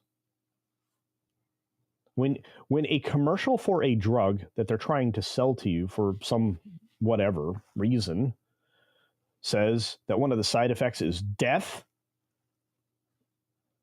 okay, well, smoking can kill you. So we got rid of smoking commercials. Apparently these drugs can kill you. Why are they on television? Why are they on radio? Why are they advertised in that way at all? Shouldn't your doctor be more aware of what these things are? And shouldn't it be illegal for doctors to be paid bounties for anything, for any service, including, recommending you get some kind of preventative shot?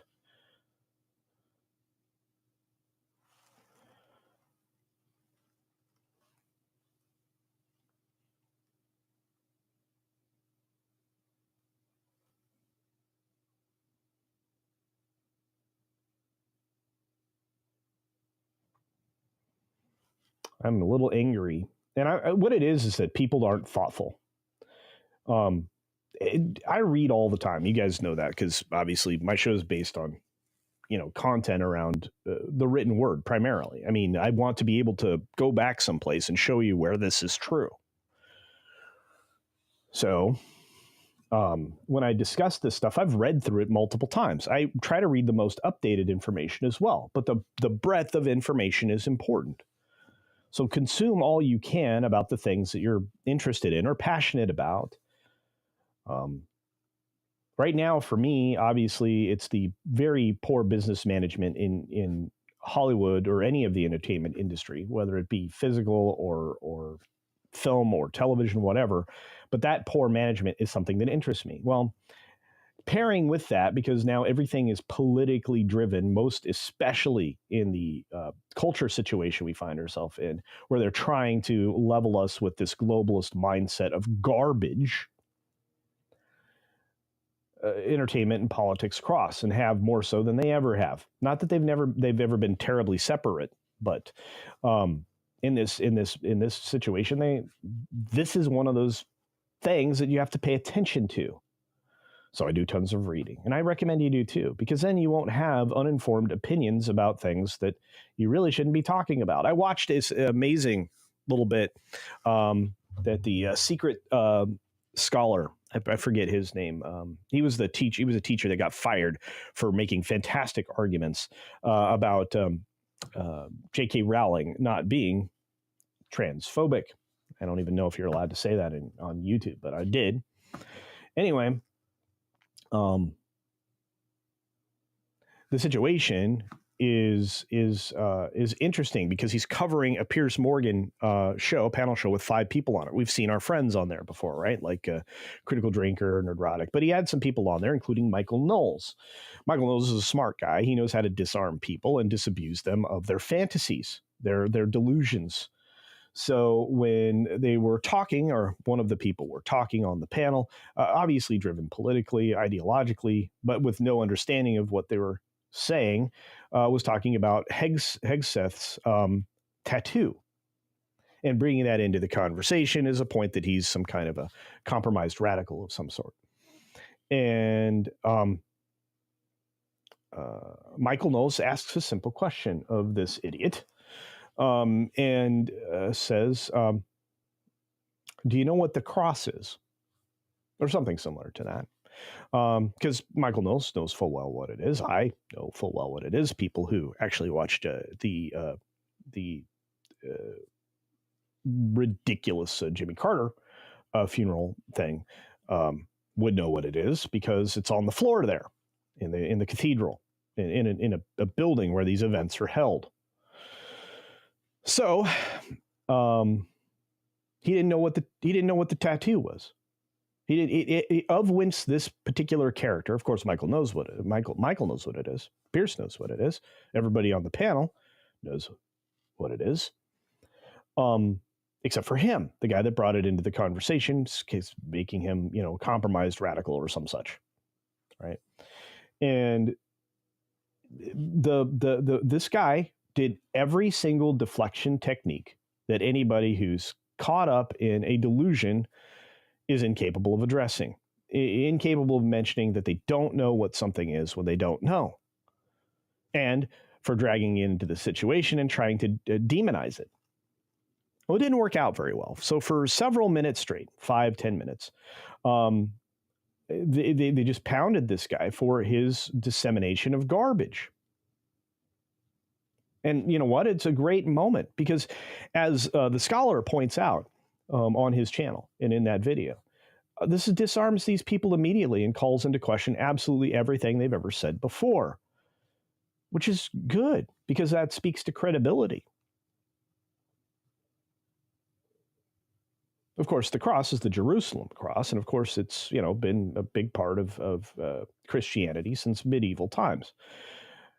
Since the forever. And of course, the other element of the tattoo being the 2 words that were tattooed on him. And basically the words being God's will. So now, I didn't know that, but I learned that during that episode. But what I did know is I knew about the cross. And how you can find that to be some kind of radicalized, compromised thing is ridiculous. And of course, the guy was trying to deflect. I forget his name.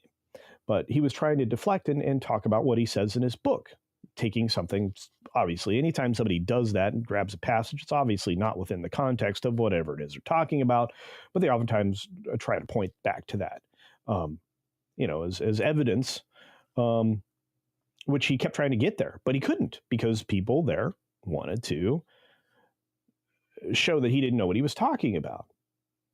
And oftentimes, that's the situation you find yourself in when talking with some people. They don't know what they're talking about. They haven't read up on it. They don't understand what symbols are important and what some symbols can be misread, et cetera, et cetera. It's all within the context. So I guess we have to have a little bit of compassion for the people who are operating on delusions because they've heard something from somebody else. And if you repeat a lie long enough, it becomes, effectively something that can be pointed to as truth. Well, no, it's a terrible lie that just got perpetuated by a system where we are trying to censor people. Why would you want to censor the truth? CNN, CBS, other places like that. I don't know. Because you're ideologically driven or compromised, depending upon how you want to spin that. And it's insane. So I'll give you an example of why it's bad to present false information. I already gave you one at the beginning of the show. I'm going to give you one at the end of the show. Ready? So you often find yourself in court when you defame somebody. And it can be very, very expensive. It can be costly in thousands of ways, not just your credibility, but also in a financial sense because of libel, defamation, all of the other lovely things that can be tossed at you. But in a court of law, it can be very expensive, especially if somebody sues you for $10 billion. $10 billion. You see, Paramount Global just watched what CNN went through and, what ABC went through, and is not ready to volunteer themselves on this $10 billion suit. So Paramount Global is discussing settling with Donald Trump because media companies are going to be under incredible scrutiny because of what they've been able to do with propaganda and selective information. That's what propaganda is. It's selective information. The best lies often have to have some truth to them in order to be believable. They have to fit within a framework. So when you're spilling propaganda, you have to tell some truth to mix in with your lie. That's the big problem when if you leave context out of situations or circumstances.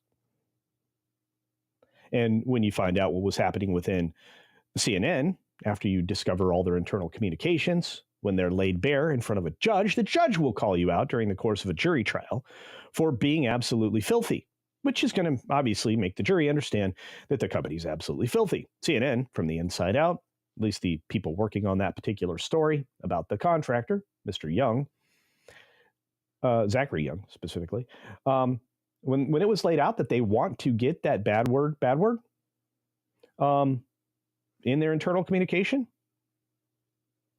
that's a bit of malice. So there's a bigger problem. If you have malice, show malice, there's punitive stages, which is why CNN settled as fast as they could. But it also revealed that their financial situation's worse than we ever thought. They're falling well behind. So in this case, Paramount wants no problem with that. They don't want any smoke. Why don't they want smoke? Well, they're in the middle of a merger with Skydance. There's a lot of things that need to turn right, for this particular situation. They do not need federal investigations from a new administration who may turn most of these mergers into an automatic no. I think that's a good idea, especially with media companies. But, Skydance can actually rescue Paramount and vice versa, so maybe it isn't a terrible idea. But CBS News did some very bad things. So, executives of Paramount Global are discussing internally and informally what it might take to settle a lawsuit by incoming President Donald Trump against CBS News, centered around 60 Minutes interview with his then rival Kamala Harris. Now, this doesn't necessarily revolve around the lie like it did at CNN. It revolves around an interview that, may have been messed with. So the claimed interview had been deceitfully edited to her benefit. At least that's what Trump claims. So, leaving out context and selectively editing did change the tenor and the tone of the interview, I'm certain. There have been some elements of it out there. The public, you've seen the results. But they don't want any part of this. So, CBS's attorneys say Trump's attempts to punish the network for its editorial judgments is barred by the First Amendment. Well, so there's some interesting things that are going on here that are a big problem. But the Northern District of Texas is where the filing happened. We'll see what the decision would be if it were to go forward. But CBS filed a motion to dismiss. The federal judge there has given Trump until January 24th to respond. I'm sure that'll be done expediently if it hasn't already. Will it be moot is the question. Settlements with Trump are flowing, and capitulation in the air for executives of media and tech companies that will have business before the new administration, which means we need to settle our grievances because we are going to want the federal government to grant us permission to do X, Y, and Z. But by editing the video with Kamala, what happened? Well, we changed the tenor, the context, and the content. Which means, well, the American people did not get proper representation of what Kamala said, or even maybe perhaps, as has been suggested, the answer that she stated. Perhaps other things were placed in other positions if you're editing this in its entirety, which also could be considered a benefit, an artificial benefit that isn't available to everybody as a form of advertisement, because ultimately that's what these interviews end up becoming, not just for the network, but for the candidate. Under certain limited circumstances, it's perfectly acceptable, but in others, it's not. There's some election law around this. So Disney's ABC recently agreed to pay $15 million to President Trump's foundation and library and $1 million in the legal fees to cover, well, his attorney's fees. That was because George Stephanopoulos, who I like to call Snuffleupagus, who I believe is an attorney. I'm not sure if he's still practices in any way, but I believe he was. He was famous for his Clinton time, which is how he moved into very well paid news person. But anyway, so it would be unusual if Paramount Global execs were not discussing these options. Of course not. Of course they have to be. CBS parent Paramount Global has a very big bit of business pending, as I mentioned before, the merger with Skydance. A deal that requires the transfer of broadcast licenses from one to another. Very easy to thwart that with the FCC. And the transfers must be approved, as they mentioned, by the FCC. Brendan Carr, Trump's pick for commissioner. And he said publicly that the FCC will give the proposal merger a closer look, indicating that editorial fairness would be considered. Huh. Interesting. Directly addressing the editorial nature of editing the Kamala interview. Interesting. Meanwhile, a conservative group called Center for American Rights, I'm not familiar with them, filed a complaint with the Federal Communications Commission objecting to the transfer for, among other things, CBS track record of ideological bias and news manipulation. Uh-oh.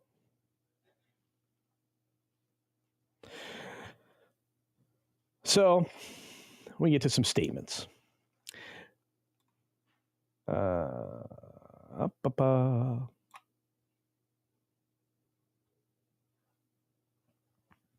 Paramount Global shot back saying that the filing are procedurally defective, seek relief that raises constitutional concerns, and otherwise lack merit. That's their statement about the suit.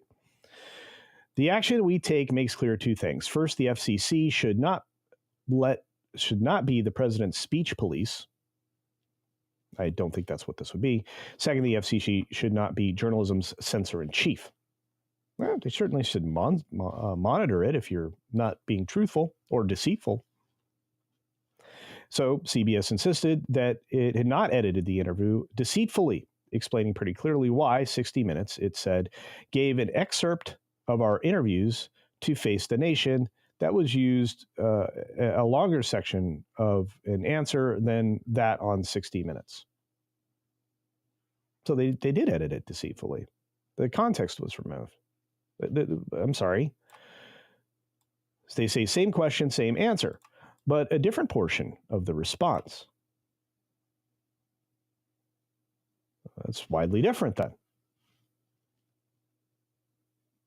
If you're going to air it one place and air something else another place, obviously it was an answer that had more to it. It would have had a different context. Tonally.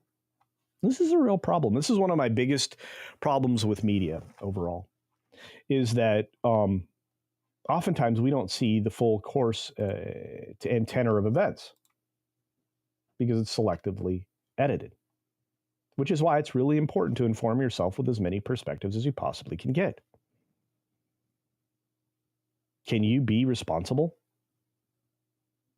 Can you be held accountable for editing something to put somebody in a better light, especially in a political race, because ideologically they align with your particular perspective? Are you a news outlet? Good question. Anyway, it's just really important to have the context, which lawsuits usually are able to draw out. Context. The entire piece of information. And What would the internal communication look like within Paramount, CBS News specifically, 60 Minutes specifically, and this other news program, Face the Nation? Interesting what the communication would look like internally in the context of those pieces of dialogue. Like I said, these organizations now, since they can be taken to task, and judges are allowing a little bit more leeway when it comes to defamation, libel, and other things like this. And in this context, this could be an illegal benefit, a legal contribution, I think would probably be what it would be called. But that'd be a problem. If a news organization was found to have given a legal contribution to a political campaign of their favorite candidate, which you would now be able to get internal communication about, and whether or not somebody was ideologically aligned, it's a lot of exposure. It's not great. And Krimlon made a great joke. Anyway, I'm on a roll today. I know. I'm sorry I went all ranty, but I'm very upset. I'm upset with the fact that so many people are so ill-informed or misled by the propaganda machines that control the airwaves. So they should be held accountable. Thank you, Weatherman, for gifting memberships today. You are incredible. And BMO Beta has showed up.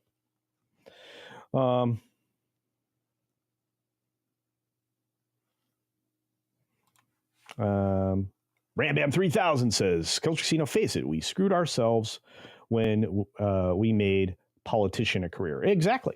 And I don't think it should be. I've said this multiple times publicly. I think politics are not a career. I think they're a calling, and I think the minute we screwed up and gave them a salary, well, we got screwed. The idea of any kind of monetary compensation should just be for the time away from their own business or their own household. You should not be maintaining a staff of several hundred people. The public shouldn't be doing that for you. If you collect a salary, you should be paying for it. At the same time, the argument about whether or not money is speech when it comes to lobbying, my argument is, with political action committees and things like that, you could have an organization that is supporting things for sure, but they should have no influence directly over the politician. I think lobbying is a big problem. Lobbyists are you and me. That's the lobbyists. It shouldn't be these giant special interest groups that are aligned with, a lot of corporate nonsense. And the administrative state needs to absolutely be decimated. We should only have enough government to take care of the things that protect our health and safety. That's it. We've gone well beyond that. How many departments do we need? How many cabinet level things should there be? The minute we created the Department of Education, now department immediately means there's tons of administration. That administration's failed. Since the formation of the Department of Education, I've said this many times, so thank you, Jimmy Carter, you jerk face. That was formed in my lifetime. It did never reach the goals that it had from the day that it was created. In fact, if anything, education in the United States has fallen into, third world status. There's no other way to describe it. Ask educators, ask previous educators, retired educators. They'll tell you the same thing. Test scores go down, expectations go down to artificially make it like, it's not as bad as it is. Common Core was a disaster, as somebody pointed out in the chat, but it's even worse than that. And that's just one example. Department of Education, it's just easy to point at. It's easy to, beat that horse because it's already dead. Shouldn't even exist anymore. Federal education dollars should be directed by budgetary means by one or two administrative staff. And it should be done on a per state basis. And then we can just go back to blaming the states. States need to actually use education to meet federal and state standards. State standards should be even higher than the federal ones if you want to have a good workforce and a good future for your young people. None of that requires a Department of Education, especially since a lot of their ideology has been forced into the Department of Education where we are basically breaking up families because of some radical ideological reason. That's not what education is supposed to be about. Anyway, I've gone on way too long. It's been almost 2 hours. Thank you for being here. We have an incredible show coming up for you next over on Salty Nerd Podcast, although it will be without Dutch Butters, which is a shame. His last show was last week. But I'll be watching just the same. And hopefully you will too. You will be automatically redirected there from YouTube. If you're watching on X, go check out saltynerdpodcast.com. And it will redirect you to their show today. You can watch over there as well. If you follow Salty Nerd Podcast on Twitter, you should already have access to them, and you probably should follow them as well. If you don't follow me on Twitter, please do so. Primary source of communication for me every single day, and I appreciate people who do follow me. For those of you over on Rumble, you will unfortunately have to go to their Rumble channel to find them. I'm going to continue to spread out across various different platforms because it's not good to put yourself in one place for everything. Don't put all your eggs in one basket because you can break all your eggs. Not a great plan. I think we're going to try to have a high roller stream on Sunday rather than today. I think that I have run out of gas, although it could happen maybe later this afternoon. So Morgan, I'm sorry, but I think maybe we do that. What happened to Dutch Butters? Nothing. His employment schedule changed, so it wasn't anything terrible. He's fine, and he will still make appearances there and maybe be back there in just a few months. So, but for now, he's not a regular. And believe it or not, I believe it was originally his show. But it's great to have Salty back, the original Salty.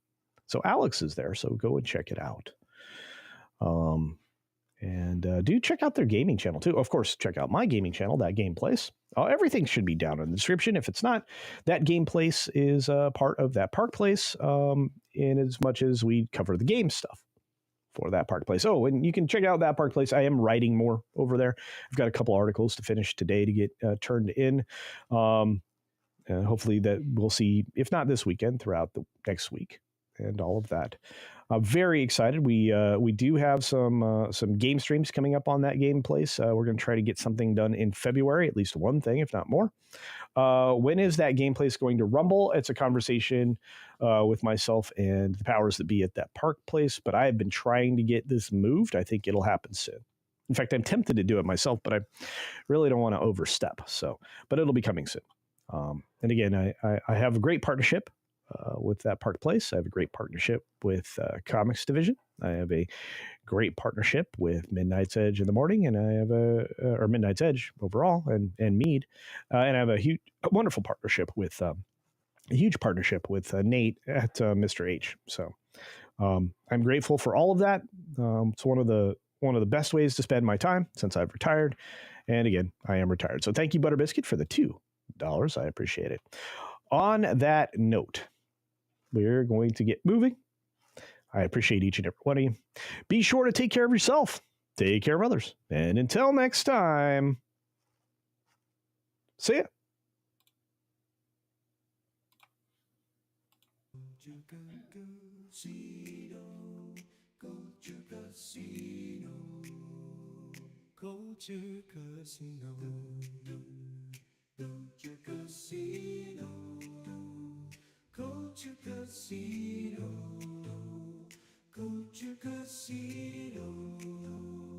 Culture Casino.